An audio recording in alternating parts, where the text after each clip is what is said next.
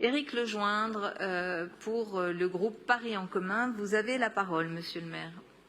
Merci beaucoup, Madame la maire, Monsieur le préfet, chers collègues. Le budget qui nous a été présenté par la maire de Paris, il est à la fois sérieux et solide. Sérieux parce qu'il prend acte du contexte induit par l'immense mouvement de recentralisation et de réduction de l'autonomie des collectivités locales par le gouvernement. Il en prend acte sans s'y résigner. Sérieux parce qu'il prend acte des facteurs externes que l'opposition fait mine d'oublier, l'inflation, l'évolution du point d'indice, l'évolution du niveau des DMTO, sans réduire notre ambition. Sérieux surtout parce qu'il permet de conforter le service public, indispensable filet de sécurité pour les Parisiennes et pour les Parisiens. Sérieux surtout parce qu'il assure le financement de nos politiques de solidarité. Sérieux surtout parce qu'il accélère encore notre politique pour le logement, permettant à ce que Paris reste accessible aux familles de la classe moyenne et populaire. Sérieux parce qu'il permet d'investir. Sérieux surtout, avant tout même, parce qu'il assure un effort immense pour cet investissement, avec au cœur de toute notre action le plus important, l'urgence climatique. Non, nous n'avons pas l'intention d'attendre, de procrastiner ou d'hésiter quand l'urgence d'agir nous saute aux yeux. Avec ce budget, ce sont nos rues que nous repensons, notre espace public que nous végétalisons, nos logements et bâtiments publics que nous rénovons, nos cours d'école que nous transformons. Et oui, tout cela a un coût porté d'abord par nos excédents de fonctionnement et un coût porté bien sûr aussi par l'emprunt. Mais renoncer à investir, voilà ce qui serait bien peu sérieux. Et il suffit de regarder autour de nous pour voir les conséquences dramatiques fermez cette porte, s'il vous plaît, du manque d'investissement. Pardon, Éric Lejoindre. Vous fermez cette porte et chacun s'installe et écoute les explications de vote. Merci. Merci Madame la maire. Renoncer à investir donc, voilà qui serait bien peu sérieux. Et il suffit de regarder autour de nous pour voir les conséquences dramatiques du manque d'investissement. Chaque usager des transports publics d'Île-de-France le sait. La région a décidé de ne pas investir. Le résultat, c'est la catastrophe dans les transports. Et que dire de l'état dramatique de nos lycées. Et c'est au fond à ça que mène le conservatisme. Ne pas investir à court terme, casser le service public et faire payer aux habitants les conséquences de ce manque de préparation. Alors, j'ai écouté tout au long de la journée les différentes interventions et plusieurs éléments m'ont frappé. D'abord, la droite parisienne semble avoir renoncé à ne serait-ce que chercher à laisser penser qu'elle aurait préparé une forme de contre-budget qui mettrait en cohérence sa politique pour Paris. Elle se contente maintenant. Vous taire et écouter respectueusement. Depuis un moment, je vous demande d'écouter respectueusement. Éric Lejoindre. Elle se contente, cher Monsieur Alphand, maintenant, de répéter un petit nombre de slogans, toujours plus excessifs, qui cachent en réalité bien mal l'ampleur de ces renoncements. Parce que voilà ce qui caractérise d'abord la droite parisienne, vous êtes résignés. Vous êtes résignés d'abord à ce que l'État traite si mal les collectivités locales, alors que vos propres amis, eux, se battent avec nous, notamment au sein des associations d'élus, pour réclamer l'indépendance et les moyens dont nos villes ont besoin.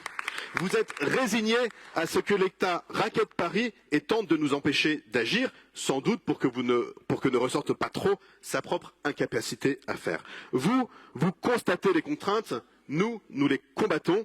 Vous suivez Bercy, nous défendons Paris. Mais vous vous résignez surtout à n'avoir pas d'ambition pour notre ville, à renoncer à investir pour la transformation et à financer les dépenses indispensables au fonctionnement d'une grande capitale attractive. Il y a d'ailleurs quelques curieux paradoxes que je ne peux m'empêcher de relever. Certains de ces paradoxes, certains d'entre vous, sont ou ont été des parlementaires et même des ministres. Curieux paradoxe donc que de s'inquiéter si fortement du niveau de l'excédent de fonctionnement parisien quand on vote ou qu'on a voté sans sourciller les immenses déficits de l'État. Curieux paradoxe que de déclarer dans la presse que notre majorité ne ferait que des annonces, et certes nous annonçons beaucoup, tout en se pressant à toutes les inaugurations qui démontrent surtout que nous faisons. Curieux paradoxe aussi que de proclamer sans cesse la nécessité de faire des économies, tout en réclamant sans cesse des dépenses nouvelles. On dépenserait trop, mais pas assez pour l'éco-oasis, pour la police municipale, pour le GPIS, pour la propreté, pour le patrimoine, pour la culture ou encore pour la rénovation de nos logements. Et vous voudriez même que la ville de Paris finance les rénovations énergétiques du logement privé au même niveau que nous rénovons le patrimoine des bailleurs de la ville. Ce n'est pas sérieux. Et au fond, vous-même, vous n'y croyez sans doute pas. Et enfin, quand vous présentez une économie concrète, elle conduirait à désarmer Paris. Vous voulez supprimer les TAM. Oublions que sans eux, nous n'aurions pas pu faire face à l'épidémie de Covid ou contribuer à faire face à l'incendie de Notre-Dame et nous ne pourrions même pas entretenir convenablement les engins de la propreté. Curieux paradoxe enfin que de prétendre que nous céderions les bijoux de famille alors que le patrimoine de notre ville n'a jamais été aussi important, tout en faisant mine d'ailleurs de pleurer sur le niveau d'une dette sans jamais la mettre en regard de l'accroissement massif de ce patrimoine. Vous faites finalement de bien prêtres économistes, mais Paul Simondon a répondu avec précision à toutes ces contradictions. Mais ce paradoxe, il s'explique en fait assez facilement, et c'est au fond ce que relève ce débat. La droite parisienne n'a pas changé. Vous voulez préserver votre entre-soi, réserver Paris aux plus aisés, ne rien transformer, surtout pas nos rues. Vous rêvez d'un Paris ancien, organisé autour des besoins de certains, en niant l'intérêt de tous. Eh bien, mes chers collègues, nous non plus, nous n'avons pas changé. Nous maintenons nos priorités, nous tenons le cap et nous préparons l'avenir. Voilà pourquoi mon groupe votera ce budget avec la certitude que nous sommes sur le bon chemin. Oui, nous sommes fiers de ce que nous faisons à Paris et de ce que fait pour Paris une équipe de gauche et écologique. Qui ne voit pas le résultat de ces 20 dernières années de politique de gauche à Paris?